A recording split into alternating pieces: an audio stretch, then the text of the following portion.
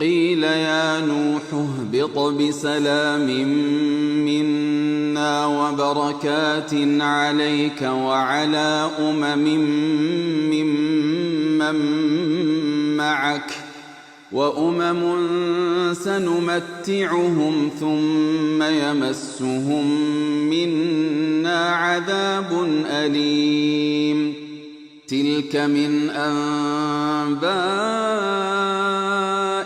الغيب نوحيها إليك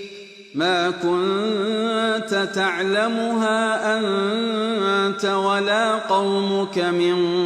قبل هذا فاصبر إن العاقبة للمتقين وإلى عاد أخاهم هودا قال يا قوم اعبدوا الله ما لكم من إله غيره إن أنتم إلا مفترون يا قوم لا أسألكم عليه أجرا